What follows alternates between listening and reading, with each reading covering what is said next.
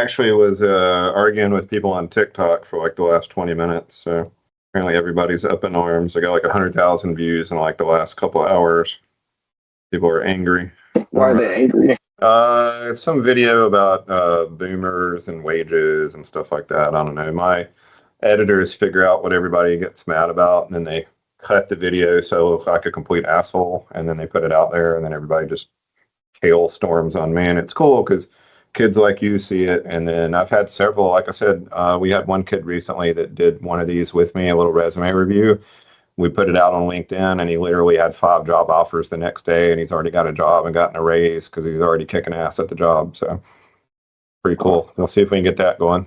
We'll do a little quick intro, and then we'll get rolling. Hey, Zane Engineers Life. I've got one of my old basketball kids, Bradley Gordon. He's a good friend of my son's and how can we help you, Bradley?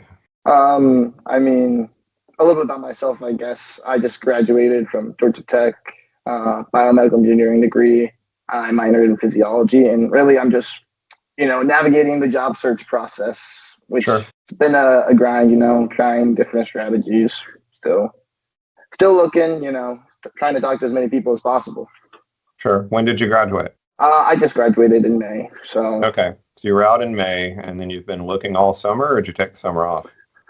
I kind of was looking lightly throughout the summer. Like that first month of the summer, Sure. I had a few travel plans. My brother got married, so I was in Cancun for a week. That's cool. Visited my sister in Houston, my brother in Charleston. So now that summer's done, getting a little more serious about it. Are you crashing with the parents, or where are you staying? Yeah, crashing with the parents right now. Okay. Are they ready to get you out? Kind of ready. I'm the last one, I think. So Sure. too hard, but obviously, want me No, to understood. get a job. Okay. So just to help some others, so tell me, let's just talk about you and your why. Like, what is it you want to do? What's your why? Where are you heading? What does success look like in 10 years? Success in 10 years looks like working in R&D for a medical device company. Really just being a part of that process of designing new medical devices and changing lives that way, I guess. Sure. Is there a why to that? Like, was there some reason you want to do this, or what inspired you, or what kind of pushed you in this direction? Well, so cliche, like wanting to help people or whatever. But so my sister, I think my siblings really pushed me towards this a lot. My sister, she's an emergency medicine doctor, so she's working in emergency rooms now. She just graduated from residency. My brother also graduated from Tech with a biomedical engineering degree, so they definitely heavily influenced me in, Sure. wanting to go down a medical path to some degree. Okay. And, I also just enjoy the engineering side of it, like problem solving, coming up with solutions to people's problems and using those user needs to formulate new ideas. Is there any particular people or people in the industry other than just your siblings, like maybe that are a little further along? Is there somebody there that kind of inspires you or is kind of doing what you want to be doing one day? Not that I can directly think of. Some of my professors, they have some really cool stories from Tech. Sure. And obviously they have a bunch of industry experience, which is inspiring. And you, if I remember from your resume, you've done some internships and done some work in this field already, right? I've had a clinical research internship and a lab research internship. Okay. So, and you yeah. liked it, like it didn't suck, like you didn't suddenly realize that you hated accounting after getting an accounting degree. You actually thought it was kind of cool. Oh yeah, the lab research was super cool. Clinical research, not quite as cool, more of a grind, but having to stay within regulations and all that for clinical research, super important stuff. Gotcha. Okay. So tell me what you've done to get a job and who, I guess to kind of help me out, who told you to do that, if that makes sense? Just kind of talk me through that for a few minutes. So obviously, try to revamp my resume, get opinions from my parents and my siblings. Obviously, the job search arena has changed in the past few years. So I did that. Then recently, much more recently, and I haven't gotten to this part yet, talked to my brother's wife, and she said that I really need to maybe have multiple separate resumes, like tailored to different kinds of jobs. So that might be another step I have to take in the very near future, just because instead of just having one resume general for all jobs, I really need to focus on specific aspects to get noticed by companies, is what she was saying. Gotcha. But what have you actually done? Did you interview in career services? Did you go on interviews while you were still at school through the career services? Have you gone there? Are you applying online? Are you just hoping something shows up on Indeed? Like, what are you actually doing specifically as you look for a gig? Yeah, I'm going through LinkedIn, applying online, talking to people I know, trying to talk to people who are associated with them, Gotcha. medical device companies. I'm trying to reach out to like my diabetes doctor, which was at the place where, I interned for clinical research, trying to talk to the guy who's the head of the clinical research department, who was one of the doctors there, because he knows a lot of those people in those medical device companies.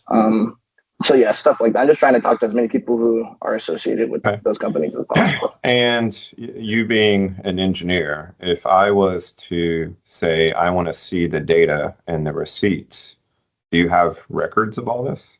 Like, have you kept a log, opened Excel, used a CRM? Like, how do you know who you've talked to when and who you're talking to next? I guess I haven't necessarily tracked it, but I did make a new email that's keeping all those like applications. Everything goes through the email that I sent to you, so I can look at places I've applied to and look at responses from that there. And most of these people I know like through some personal connection, so that's kind of how I'm keeping that in mind. It's just I know who they are somehow. And that's kind of the big thing, because I want to get into you here for a second, Bradley. Some tough love. So you're literally one of the smartest, most beautiful, amazing kids I ever met and ever got to spend time with. Like, I described you since basically I met you as like the dude I'd want my daughters to marry, right? And you have an incredible network between your parents and your siblings and all of us, right? And where you went to school and the clubs you've been in and I mean, you had Ivy League offers coming out of high school, right? Like, not really. But everyone knows who Bradley is, and he has if I took you to task, your network is way bigger than most kids in your spot, right? Yeah, sure. Okay. So I have to ask you this. Do you want a job? Yes. Because obviously you don't, or you'd already have one. I guess part of the reason is, like I've talked to a few people, and it's just a matter of like the right spot to be in, and like what I think my time is worth. Like, I guess at one point I was talking to someone, and they wanted a technician, $20 an hour, no benefits, contract position for a year, and like that was like early in the summer, and I didn't really see that as a good option at the time. It wasn't really like furthering my skills or. Well, no benefits, you have an advantage that most don't have, right? Your parents do pretty well. You really don't have to get a job right now. So you can be kind of choosy. And that's what I was kind of curious on is it you got nothing going on, or you've had some stuff, but you're waiting to find what fits perfectly for you? Where are you at in that spectrum? I guess at this point I need to find something that maybe is not necessarily perfect, but I'm still hoping to stay in like the medical device arena or clinical research or something. I just want to stay connected to the field. Like, I don't want to get too far away from it. Gotcha. Okay. And one of the worries there that you'll hear from older people is they're worried about you getting pigeonholed in some spot if you go off in a different direction. I will tell you, young guns, in this case, like, that is ridiculous advice nowadays. You can only get pigeonholed if you're allow them to pigeonhole you. There are so few of you that you literally can pick where you want to go. I don't think you guys understand the demographics of how few of you are compared to the boomers you're replacing. There were gajillions of them. There's very few of you. And just to give you an example, in the last 2 months, Broadway, we've picked up 5 new customers for my engineering firm because their engineer died. Not retired, doesn't do it anymore. He's gone. Like, there isn't anyone. There's very few of us. Okay. So you do have, in your case, an advantage where you can take a few extra minutes, months, whatever, to figure out what you really want to do and then find that spot. Okay. Yeah. So that's cool, but you've now taken those 3 months. So now we need to probably put a little bit more sauce behind this, right? So, Yes. all right. Hopefully you've got something to take some notes on because we're gonna kind of get to work here. Gotcha. What we'll do, and I have a rough order, but I might miss a few things and go back and forth a little bit. We're going to talk through a few ideas and directions, Bradley, and then we're going to pull up your resume and your LinkedIn and rip it a new one, right? Absolutely Sounds good. destroy you. So that'll be awesome. And then we'll kind of give you some ideas and thoughts, let you ask a bunch of questions. So at any point, whatever direction you want to go in here, like Roman and the editors can put it all back together where it makes sense. So no matter what order we go in, we can bring it back to some coherence later. Okay, is that cool? Sounds good to me. Yeah. All right. So the first thing we need to do. What was the first question I asked you again? Do you remember the first question of significance? What was it, Bradley? I don't remember. Was it something about like the direction I wanted to go or something? Yeah. What's your why? Like, Yeah. why do you want to do this? And then what does success look like in 10 years? Right? Yeah. Okay. Why am I asking that? Because I need to take steps now to reach what I want to look like in It's 10 years. really all that matters. And here's the cool part. You don't even have to know or be right. We just need a direction, right? Yeah. If you show up and you're going to make a painting, you'd really like to know if it's a landscape or a portrait so you can get kind of the right paint before you get to work, right? Yeah. Yeah. So sit down for a minute and ask yourself those questions a few times. Hey, I'm 75 years old. What do I want to say I did? And the thing is don't engineer this and get real particular. Pretend you're back the artist, the kid who plays piano, those kind of things. Think about the art side of this for a minute. What's the grand scheme of this? Because your sector and industry is changing so rapidly that the specifics don't even matter. What you think you want to do right now, there'll be 10 new things that exist 2 months from now, right? Because the industry is changing so rapidly.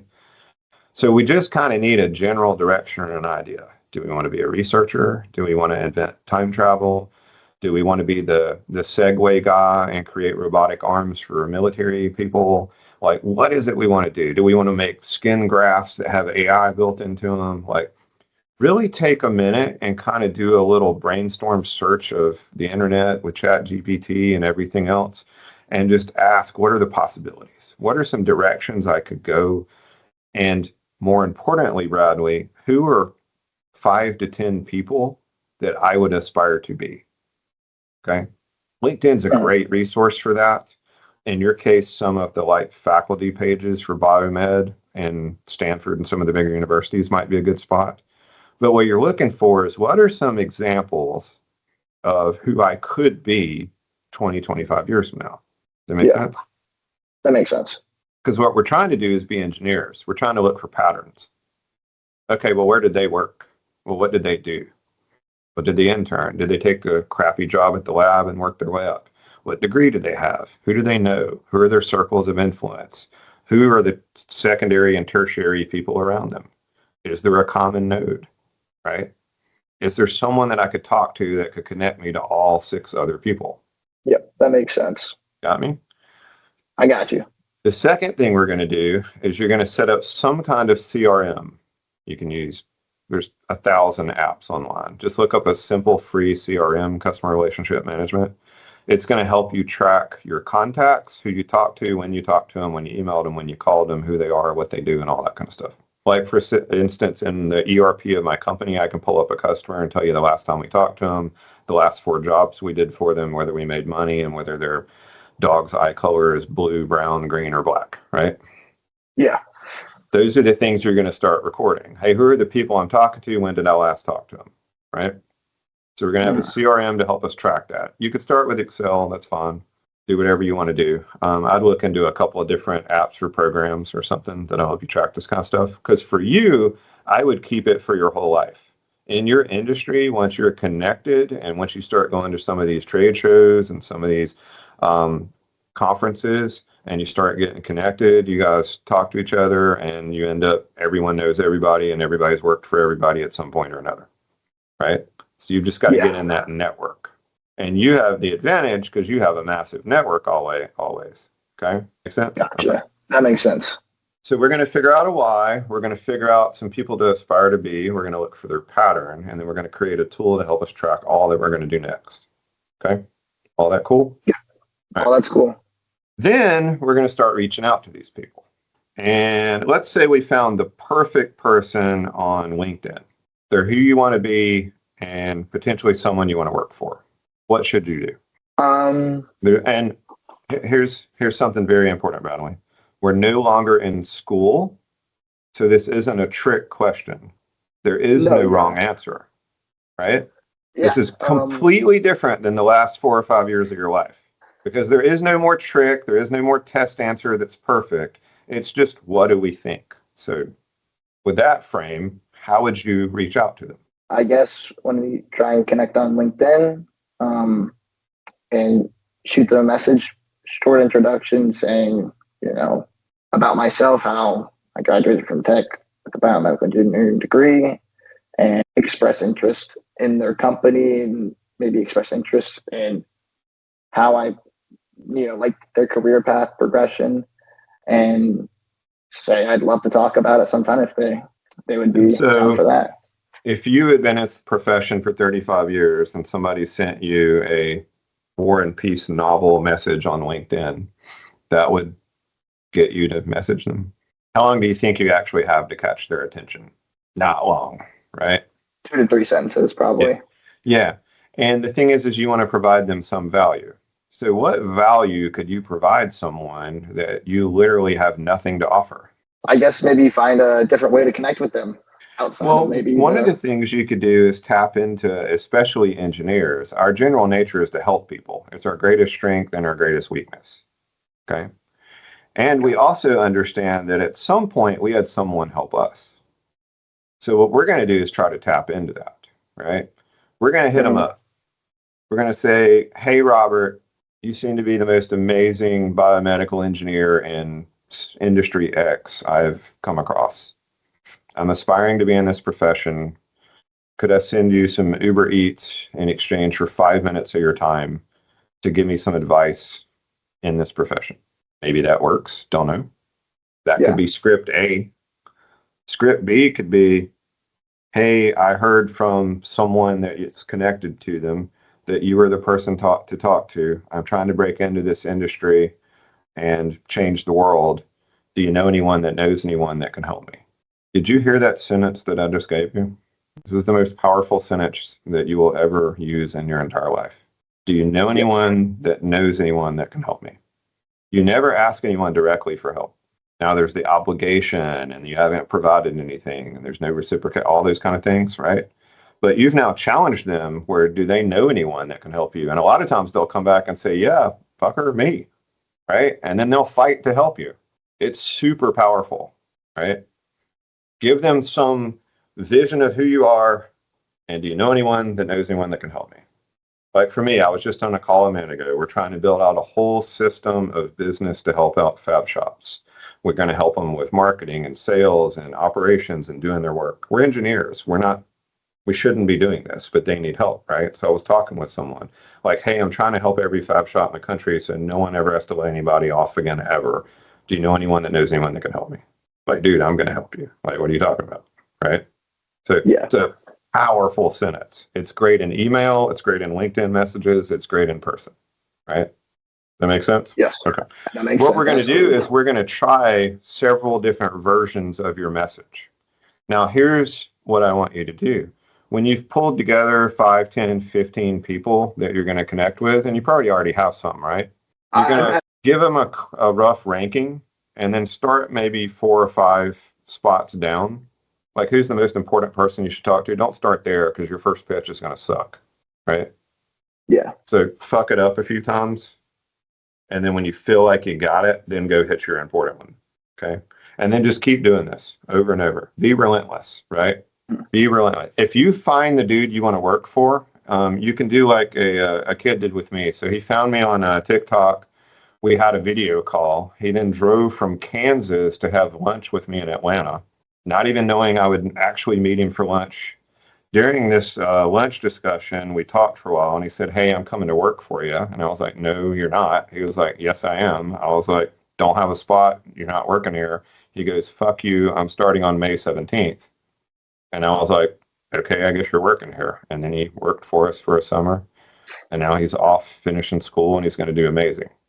So if you do find someone that you want to work for, be relentless. Absolutely. Yeah. Hey, when can I start? Hey, here's 3 things that I can do for you. Hey, I can start on Tuesday. Hey, I'll call you again on Wednesday. Hey, I'll call you again on Wednesday. Hey, I'll call you again on Wednesday. Hey, I'm calling you again on Wednesday. Hey, this is me calling you again on Wednesday. Hey, I just emailed you and I'm going to call you on Wednesday. Hey, I tell you what, I'm going to start calling you on Wednesday and Thursday. Like, be relentless, right? Yeah. You got me? I got you. And you're a good kid who's going to do good things in the world. You've got a lot of good experience and you've got good grades and you've got a good attitude and you've got a good support system. So all you've got to do is get people to look into that and be slightly interested in helping you. So that's what we've got to build a vision of, right? And I'll dig into that in a second, but I'll stop for a second. Do you have any questions so far? I guess I just struggle to sometimes be relentless like that. I mean, it doesn't just come in my nature, and like I guess Sure. what's the best way to actually do that? But if I was going to take a baseball bat to your mom's left knee if you didn't have a job next week, what would you do? You know, I'd be working somewhere.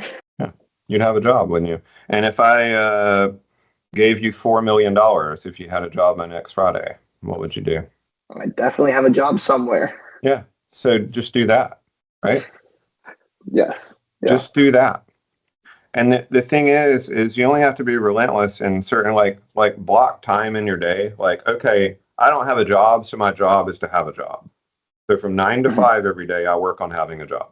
First thing I'm going to do is scrape. Second thing I'm going to do is work on my scripts. Third thing I'm going to do is send out LinkedIn messages. The fourth thing I'm going to do is call people. The next thing I'm going to do is apply online and all the other stupid shit that other people do. Then I'm going to take a break and then I'm going to go right back at it and call more people. And that's what you're going to do every single day until you get where you want to get. Yeah. Because again, you have an advantage in that you have a little runway. You don't have a family. You're not starving. You're not on the streets. So you can find what you really want. So all you've got to do is put in a little effort to get there, right? Got it. Let me ask you this question. If I told you if you made 10,000 personal phone calls in your industry, that you would get the exact perfect spot you want in the exact location you wanted, making exactly what you wanted, what would you do? Find a way to get those 10,000 personal phone calls in. Yeah, you'd probably make 1,000 phone calls tomorrow, right? Yeah. Yeah. Okay, well, I can 100% guarantee you if you make no calls, what's going to happen? You're not going to make it. Exactly. Okay. So this is just a numbers game. We have to use our network to get in front of people. We have to use our tools, training, and processes as an engineer to get there. We're going to use our CRM to record what we're doing, to know a schedule and a rhythm and a pattern so that we continually follow up with people. Oh, I told him I was going to call on Tuesday. I've already got the calendar thing in my calendar for next Tuesday, right? Mm-hmm. And you're just going to treat it like a job, like a lab project, like a whatever it is you're building or doing. And that's how we're going to do this. You're an engineer. You're going to crush this, right? Yeah. Cool. All right. Cool. So we've got reach out. You're going to write little scripts. You can have ChatGPT help you.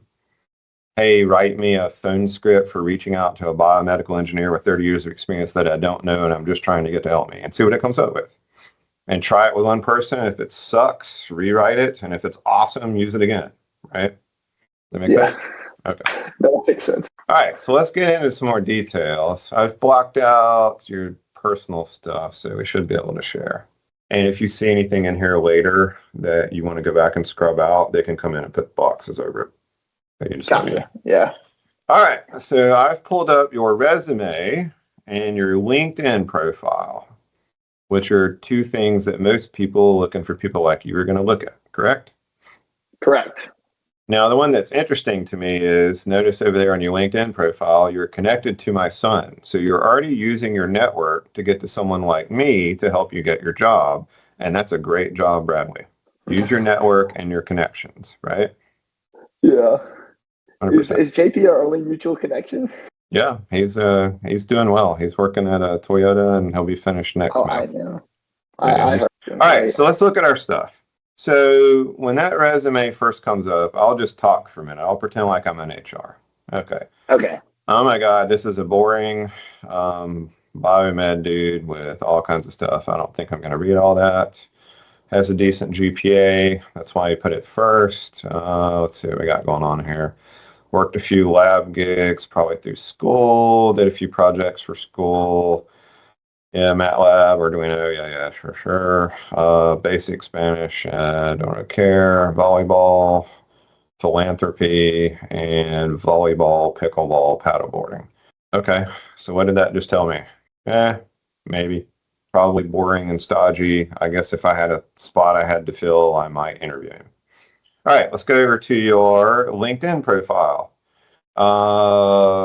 Is he into sports? What the hell's going on here? What's this got to do with biomed?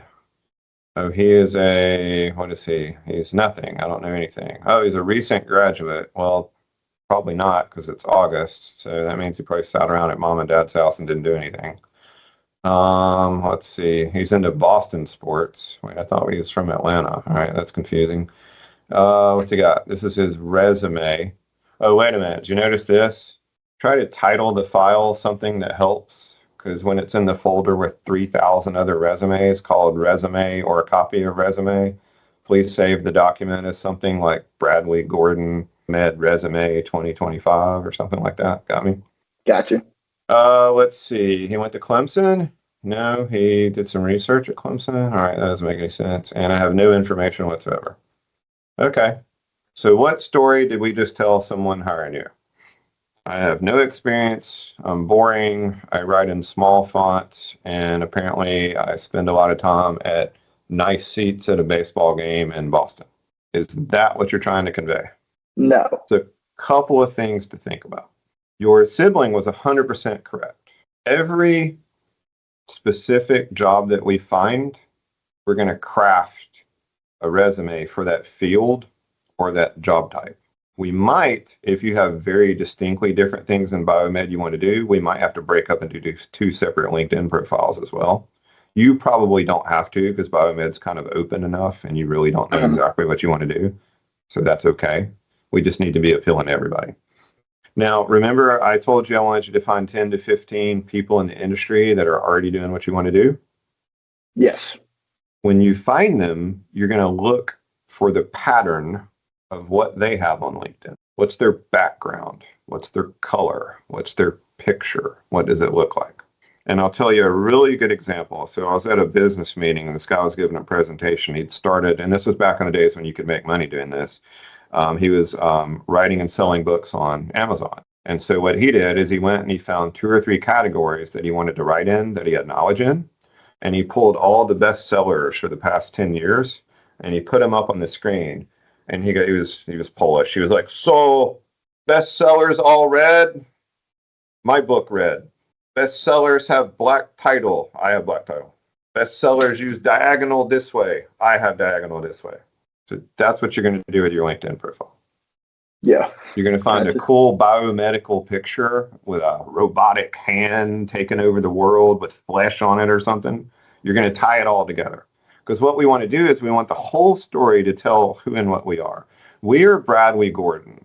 We are a extremely smart, hardworking student who loves this industry greatly and wants to make a major impact in the world. He has worked several places. He loves what he's doing. And if you just give him a chance, he's absolutely going to crush it. I think that's what you want to convey, right, Bradley? Sounds more accurate. So everything you do, your wording, your spacing, this aspiring biomed engineer, this makes no sense and doesn't help me at all of these things need to work and fit together and be congruent. What you don't want is conflict. Like I get this all the time when we have job listings up. I'm super detailed engineer, and then they forget to attach their resume. Okay, now I'm in conflict. Hey, I'm a hardworking, dedicated person that volunteers all over the world and loves to play pickleball. Oh, well, those don't go together. I'm really good at what I do, but I mispronounce all the words in my industry. Like, you don't want conflict. Does that make sense? Because anytime you give conflict in that person, they're going to even subconsciously kick you out. So what we want to do is we want to tell the story that you're trying to tell for the person that you want to hear it. Because I will ask you this question, and this is somewhat of a trick question for all you guys applying for jobs. What is the purpose of that resume? the purpose is to get them to look past just the first few lines, just have something that gets their attention. That's actually one of the better answers I've gotten to that question. The purpose of that is to get them to want to continue the conversation, to get them to want to talk to you, to get you in the room. That's it. Not to get the job, not to be perfect. It's to create enough interest in you and not create any conflict in you so that they want to give you a shot. Because I think if you get in the room, you're going to crush it and get the job. You always have, right? Yeah. There was a reason you and Jonathan went in late in the game. It's because you guys made the shot, right? Yeah. I have 1000% confidence that all you need is to get in the room. And you may not even have to. You may could just do a call like this and suddenly you got the job. For you, it's getting to the right people, it's using your network, and it's a numbers game. It is just those three things boiled down that simply, Bradley. Makes sense to me. Okay. Thoughts and questions? I mean, I think I'm getting it. Creating a cohesive story. That's the important part. Let's get in here and get a little more particular for a minute. So I would do some work on your objective up here. It's actually really good compared to most. You might experiment with some underlining or bold or something like that. You might experiment with throwing a QR code up in the corner that goes to your particular either website or LinkedIn profile. You might experiment with some of those things. Some of these you have to have them really stripped down if you're applying for jobs online, but I don't want you applying for jobs. I want you going directly to the person that has your job and then making them fight their manager to get you hired. I want you to get them where they do like I did 100 years ago when I told my boss, you'll either hire her or you'll hire someone to replace me, because that's how good she is, right? That's what we want them saying about you. So anyway, let's think about your story, your why, think about who you want to work for, what they do, and think about what they want to hear and the keywords they want to hear. Like you might take their LinkedIn profiles, dump them all into ChatGPT and ask for a word map, and then use those keywords in your resume and your LinkedIn profile. That will also help you on the automated job searches because it'll pick those up and grab them, right? Yeah. But we want to think about what's the story they want to hear. If it's a lab doing something, they want to see that you've done that before and that you're eager to do it again. If it's the Segway guy building robotic arms for dudes in the military who's trying to help the world, he wants to see your philanthropy, your interest in helping others, all those kind of things, right? So we weave those in. And the big one is we want to get these two to work together, your LinkedIn profile and your resume. And then we're also going to have a cover letter that goes with it that everyone says no one reads, but there are a few sentences in there that get picked up. So we want it all to kind of work together.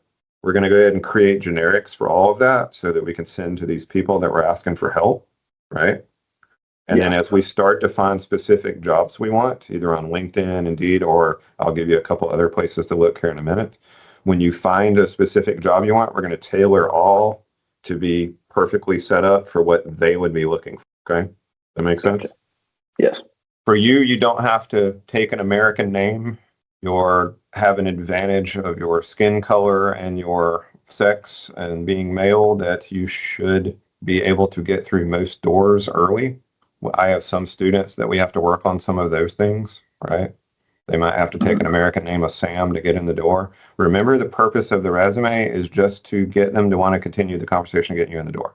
So everything that we can do to build a nice, clear profile of exactly what they're looking for and exactly who they want, we're going to bring that up over and over again, okay? Yeah, absolutely. If you find that the top 10 people are in a certain membership organization, you're going to join that. And that's going to be on your LinkedIn profile and on your resume. Got me? You're going to look for the next big conference in your industry and you're going to go to it. You don't have a job by then, you don't have anything else going on, so that's going to be your job. Might be here in Atlanta because there's the Congress Center always has something going on. You might get to take a trip out to Phoenix. Wherever the big conference is for your industry, I would make sure I go to it and talk to everybody. Have a QR code so they can connect with you. Hey, this is me. Do you know anyone that knows anyone that can help me? And then just start trying to connect people, right? Yeah. All right, a couple other places to look. So you have LinkedIn jobs. You also have the LinkedIn search filter, right? Have you played with it some? Let's go back to that for a second. Uh, Oops. Search filter is All right. So search has a lot of things going on here. yeah. And most importantly is I can filter. I can filter on jobs. I can filter on people. I'm going to go look for people and I want to get into all the filters. So I might look for certain job titles. I might look for certain people in certain areas. I might look for people with certain schools. Like if they're GT people, I can probably get in because I'm an alum and we know each other. I can look for industries. I can do all kinds of things. Importantly, I can put in a few things in title. Like when I'm looking for applicants, I'll put in seeking or words like that and find people that just suddenly started looking for jobs or maybe got laid off or something. And then I can find them quicker. You might find these keywords as you're looking through different profiles. But let's just look what do you want to do? Biomedical engineering? Any Yeah. particular industry or branch? I mean, R&D would be my first choice, but Okay. that's pretty. I play with it too because a lot of times it's going to come up as product development. Sometimes it comes up as R&D. Sometimes it's medical device product development. So what's interesting is I'm connected to you, so now I'm second to a whole bunch of other students because it looks like you've connected well, which is good. Some of these people may be coming from your connections to me, but I might want to look somewhere else. Where would you want to work in the country? I'm trying to stay in the Atlanta area right now. You will go anywhere you need to go to help change the world. That's your answer to your employer. Here's some people. We would probably come in and filter out the word student, right? Yeah. And start trying to, maybe we would put in research. But anyway, LinkedIn's a great spot to find people. Okay. Yes. Google Maps is a great spot to find businesses. Do you know about all of these places? A lot of those are tech labs. That's on campus. Okay. So you should have connections for every single one of those, right? Yeah. And the cool thing is we could take each of these companies that might come out of this or that we might find, and we can take them over to LinkedIn and find the people that work there. Yeah. Like if we wanted to know who was at Alliance Biomedical Research, I can now take them over and see how I can cross-reference back between all of these and basically build out a CRM of people. Like I would have my CRM Excel sheet over here and I'd be dumping LinkedIn profiles. And then I could come back later and I could hire a VA for $5 an hour while I sweep to go find me all their addresses and emails. And then I could go chase them down. Then I can go see where they're working. And I see how the network just begins to start to filter down. I have a cool image for you. You know what this is? It's I know we did it in like it's just like a map of connections. This is the original Google PageRank algorithm. You can look it up on Wikipedia. Google came up with the PageRank algorithm to figure out who the key nodes are. So as you start to build this map of people and locations and companies, the same name and company is going to start coming up over and over. And then, if I can get in there, I get into everybody. And then you're going to come virus attack them, right? Yes, virus attack. You're going to get into their childhood birthday photos. That's how far you're going to go, right? Sure.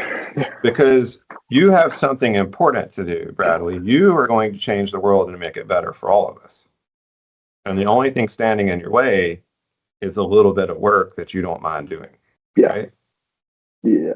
What we don't want to happen is you look back 50 years from now and ask what could have happened if I had just put a little effort in when I had no responsibilities, a full support network, plenty of food in the fridge, air conditioning, internet access, all the things I needed.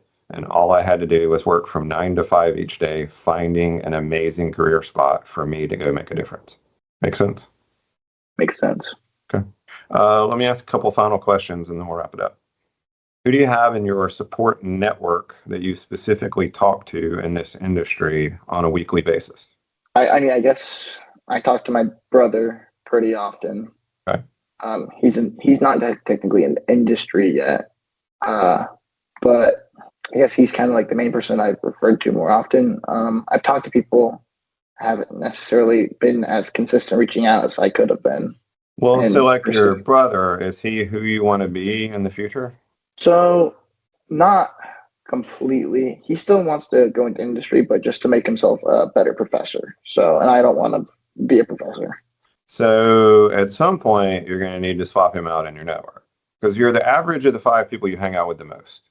So if there's some spot you want to be and some person you want to be, those people that we found in the beginning, those 5, 10, 15 people that are who you want to be 20 years from now, you want to somehow get in their circle. You want to have a group and an accountability group that holds you to the fire every week, right? You can start with Yeah, your friends, coworkers, maybe you know somebody like me that you're constantly in contact with. Hey, here's what I'm doing this week, make sure I do it. Hey, here's what I did last week and here's what happened. What do you think I should do next? Right? You need those sounding boards. Like I have a WhatsApp with 75 entrepreneurs that are doing anywhere from 5 to 500 million, and I talk to them always, and I'm always going to see them and I spend lots of time with them. So my business does well, right? So the yeah, more people that you can talk to that can help you, right? So your buddy from high school who's working at the restaurant, not doing anything, it's cool to go golf or whatever with him, but that might not be who you want to hang out with all day if you're trying to build a career in the future. uh, Make sense what I'm saying?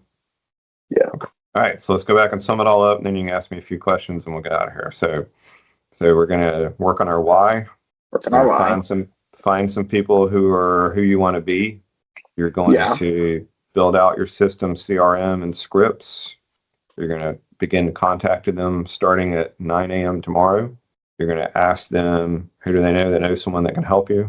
You're going to log those conversations, results, and scripts and figure out what the next actions are and schedule them. And then you're going to start doing your R&D research and scraping. You might even build you some little bots and things to do it with ChatGPT. You've got LinkedIn. You've got Secretary of State pages where you can look up companies and who the owners are. You've got your industry pages and forums that you might be able to get into. You've got Google Maps is a great resource for pulling information on companies and locations and stuff like that. You should be able to get a lot of information out of Yahoo Finance and some of the information on the companies. Like if you were going to go look up CRISPR and dig into it, right? That's a great place to start because you can kind of branch out from there, right? And start yeah. finding information. And then you might read a name, throw that in your stuff to look up later, right? And then build out the organization of your day. Whatever your, what's hour of the day are you best? Well, it's an interesting question. It needs to be between probably 9 and 5, but during school is at night. But I guess I'd probably say between 2 to 5 would be Okay. be the best time for a regular day. Okay. So those would be when you'd want to do the most important things. So you can decide what that is, whether that's chasing people down. Most engineers probably do specific work technical details early in the morning with a low ceiling, some blue light, and a small screen focused. And then in the afternoons, they do creative work with a big open ceiling and bright, warm lights and big screens. That's just how the brain works, right? Your calls and things, when you're best discussing and talking, whatever hours those are, that's when you should try to schedule them if you can. Just try to use your own biorhythm to figure out when you're best at certain tasks and then block those tasks in during those times. Yeah. And then just work it like a regular job, just like school, man. If you work 9 to 5 at school, you have a great GPA and you have plenty of time to play and enjoy yourself and go to games and do stuff. Same thing looking for a gig. Just do your 9 to 5, put in your time, get help, use your network. Don't be tread against the wall. Don't just apply to stupid jobs on Indeed, please. Go to the person you want to work for and tell them when you're going to start. Make them say no. Yeah. Okay. All right. Hit me with questions. So I guess if I'm looking at these people on LinkedIn and I'm not seeing like if I'm seeing that they didn't even start out in the medical device industry, like how do you think that connects to like what I need to do and reaching out to them? Like what if it's someone I do really want to be, but I don't think that's necessarily applicable today I mean, because it's not the same arena. might be a great way to go in and ask them that question. Mhm. Hey, I noticed you come from outside biomed and came in here. I'm from in here and having trouble getting there. Do you have any advice? That could be one Yeah. way to get in there because you actually listen to them and notice that. If every single person that is doing what you want to do has a certain pattern and you don't have that pattern, you're going to have to figure out how to look like you have that pattern or fit into that pattern or find a shortcut to get into it. Yeah.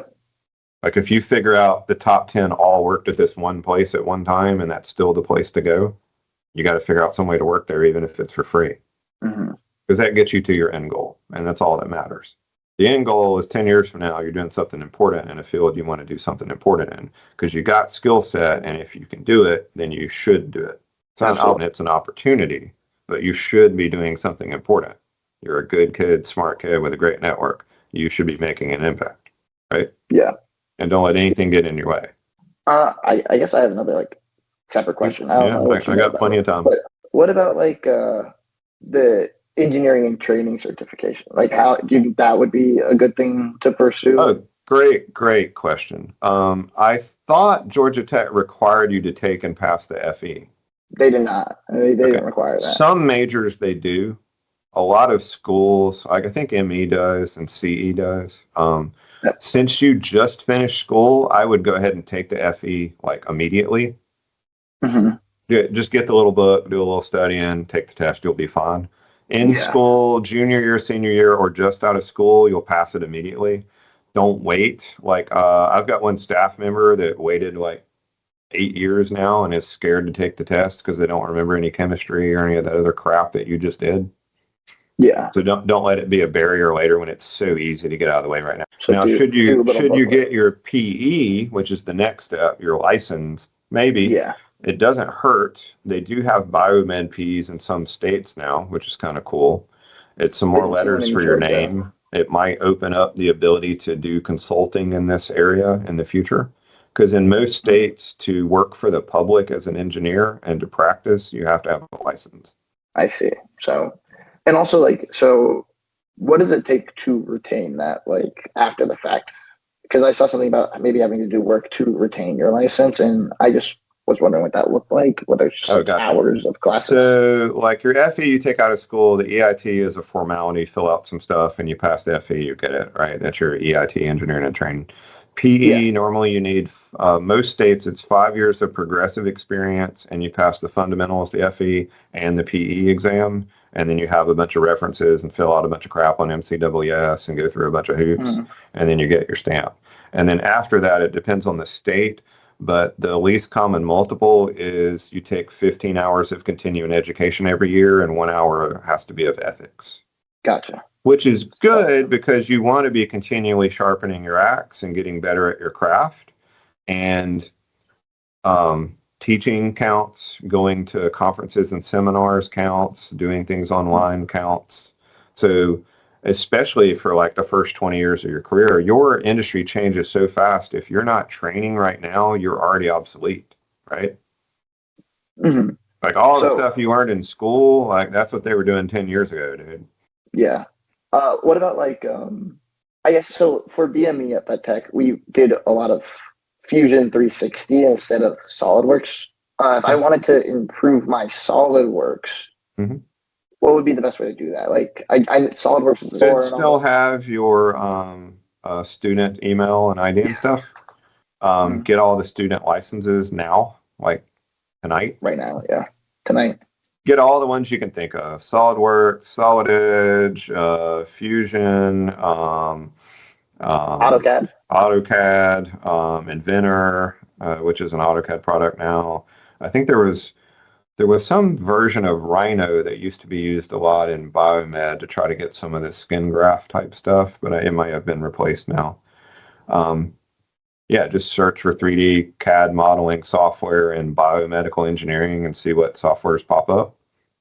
You can also remember you're pulling in job listings and doing a keyword search. So just pull out that word map, and if it always says Fusion, then you're going to get really good at that. And you're going to bring that up on your resume, and you're going to bring that up in your LinkedIn, and you're going to bring that up in the cover letter. Yeah, I mostly see SolidWorks. That's why I'm thinking I should get better at SolidWorks. And there's nothing to it. If you've run one, you can run the other. It's just learning where the buttons are. So get you a SolidWorks student license like tonight, and then just start doing some online training. There's so many YouTubes and trainings and things. You can be pretty good. You could even take the little certificate thing, but I would be careful with that. because some people will try to hire you just to be a CAD jockey, and I don't think that's what you want to do. But I Yeah. think being able to do some of your own modeling and assemblies and putting things together would help you in your designs and what you're trying to do. Yeah. Yeah. That's another one. So like you've got a 9 to 5 job, and then from now until about 10 years into your career, you need to put an hour a day into training. Yeah. I worked hard, I went to school, I want to go play and spend money now. No, you need to get better at what you do. Mhm. Because there's an exponential curve, right? Just think about when you were learning how to play the piano. Okay, if I do 5 minutes a day, awesome, I get better. If I do about 45 minutes a day, I get really good. If I train with people specifically for a few certain times, I get much better. And then if I continue playing more challenging stuff, my curve goes up, right? And I get really, really good. Same thing with your career. Exactly the same. So make sure you're putting in that time early, because the further you can get up the ladder the fastest, the longer you enjoy the benefit. Yeah. It's compounding, right? And compounding interest is the greatest thing ever invented, right? That's what you want to do. You want to get all those things in early. So yeah, if you want to get SolidWorks on that, you would need an hour a day for a couple weeks, and you'd be pretty proficient at putting a few biomed assemblies together. And then you could put some of that information on your YouTube channel that you link on your LinkedIn, that you put a post that you send to a guy who's in that area that, hey, I saw you guys use SolidWorks. What do you think is the hardest part of doing it in your industry? Could I buy you some Uber Eats for 5 minutes of your time? And suddenly you got a job there. Yeah. Yeah, all of those go together. Yes, I see all those go together. Well, and the cool part, you're a trained engineer now, so you just build the system to make that happen while you sleep. Yeah. Groovy? It's all making sense. I guess one more thing. Best data analysis that you use, is it SQL? Is that just kind of, because we didn't use SQL usually. We just used Excel and BMed a lot of the times, or MATLAB to go through our data. MATLAB is pretty awesome for big runs of data and doing stuff with it. I haven't seen a whole lot on Earth that cannot be done in Excel. Okay. I mean, people build games in Excel. They build grocery store layouts and models, and then the combination of it with Copilot and some of the other things are just amazing right now. Like you don't even need to know how to do any of the Excel functions or Visual Basic anymore. You can just tell Copilot what you want it to figure out, and it'll build that for you. Interesting. That's another one. You're looking for those keywords, right? Yeah. That'd be a great one to reach out. Hey, I'm doing some research, figuring out what best data analysis software there is. Just trying not to sound like a software salesperson. Yeah. Hey, I'm graduating in biomed. I'm trying to figure out which software to learn is most important. What do you think? Could I buy you a coffee and get some ideas? And then in that conversation, hey, I'm trying to break into the field. Do you know anybody that knows somebody that can help me? Hey, I saw you guys had a gig up. Could you put my name in for you? Hey, how about I just follow you back today and just start working and see if they start paying me? You think that would work? I mean, if that worked, that'd be, I know a lot of people that just literally started working there. There's actually a really good Patrick Lencioni book, and he talks about a consulting firm which was built around they just started working. They didn't even write a proposal. They just showed up and brought a pad and started working. And, like months later, they'd ask the customer, why did you start with these guys? And they're like, I don't know. I guess he just started working. So provide results quickly and they'll keep you around. yeah. Guess all you really need is a website, and then if someone calls you. The thing is, Bradley, like, there's so few of you that you don't even have to be good anymore. Like you have an advantage. You're really good. Okay. So you have a mega advantage, but you don't even have to be good anymore. You just have to show up. You just have to make the call. You just have to make the connection. Think about all of the people that just graduated with you in May that have done nothing other than scroll Indeed for a few minutes and apply to whatever new job posted using the same canned resume, the same canned responses. Versus you're going to go hit up 10 people that work there and ask them how you work there. Who's going to get in faster? Yeah. You can't get through that screening anymore. It's ridiculous, right? Like even me, if I put an ad up, we've got 20,000 resumes. Do you really think we can go through all those? But, I got this one that came in from my buddy and they've already worked for them and they vouched for them. I'm probably going to look at that one first. Yeah. You're going to be that guy, not these. Don't be like the sheep. Be the wolf. Groovy? All right, Gotcha. I'll hit stop recording, and then you can tell me what you really think. No, I think it makes sense. You know, I think the hardest part for me is definitely just gonna be persistent and just continuing to like make sure I'm reaching out to people because I guess sometimes I just feel like it's coming on. It's a lot, and So that's not really. that's actually very interesting. Let's talk about that for a second.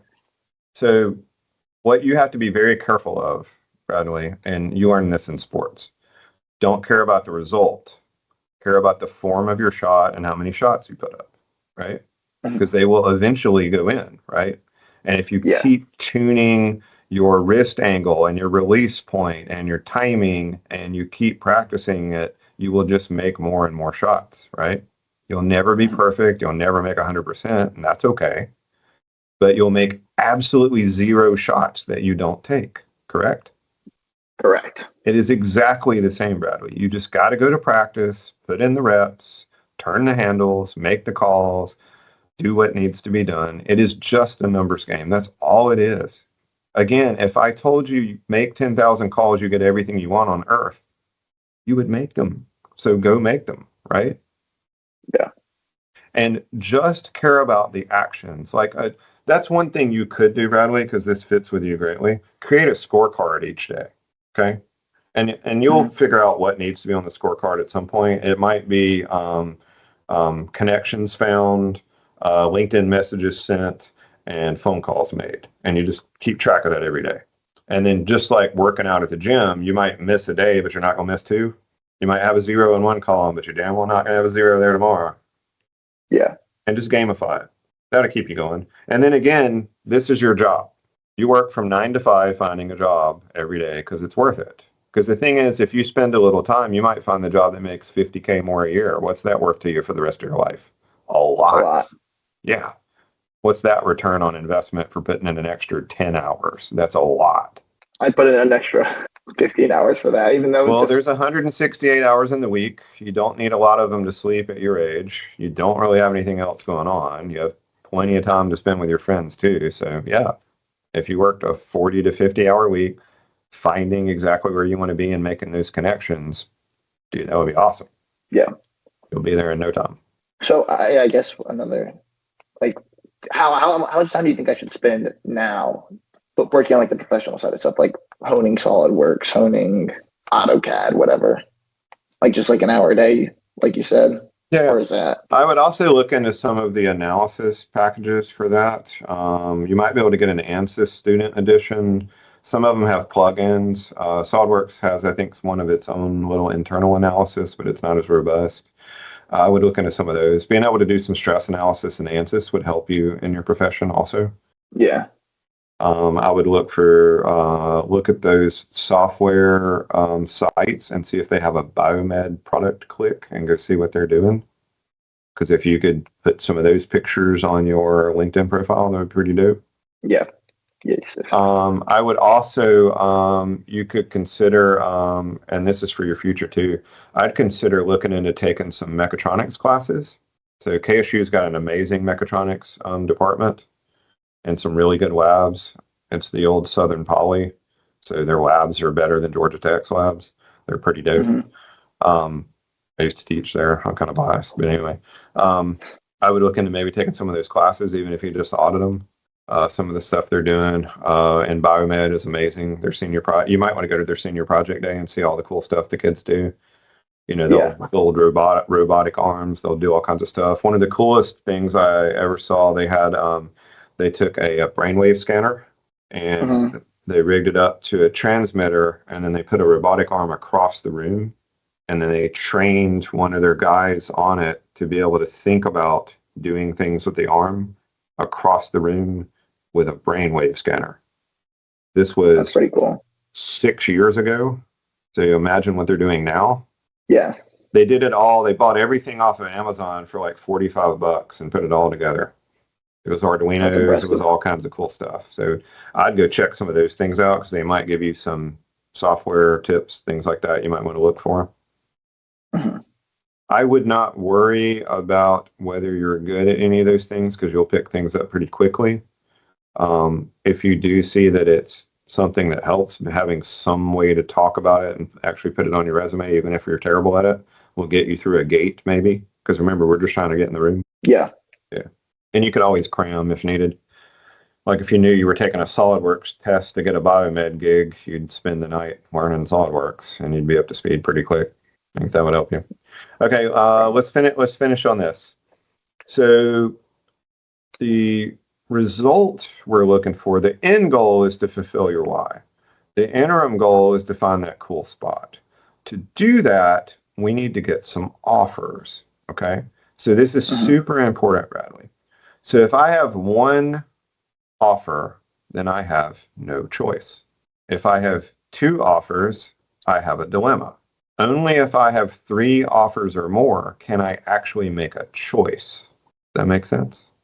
So what you're going to try to do is you're going to maneuver these opportunities and your schedule and your interviews and all your things, and you're going to try to get 3 or 4 or 5 offers all at once, or at least in a time period. Because now you can pit them against each other, negotiate, figure out which one you like best, not have the dilemma of, oh, this is the only offer I have, should I take it? Because again, gotcha. 1 is no choice, 2 dilemma, 3 or more, you can make a choice. So we want to do that. So we have to put ourselves out there as much as possible. The only difference in that is for you, if you find that one person that you want to work for and that you know will get you where you need to get, then that's where you're going to be no matter what. And you'll die fucking trying, right? You're either going to get hired or get a restraining order. Sure, yeah. Got me? You're going to send flowers to the receptionist. You're going to mow the guy's grass. You're going to show up. You're going to do whatever needs to be done. You're going to be relentless. Because if it's the thing that helps you change the world one day, Bradley, it's worth it for all of us. Cool? Cool. All right. Go give dad grief. Go give mom a hug. Say hey to your siblings. Trash talk, Jonathan. Hit me up with anything you need.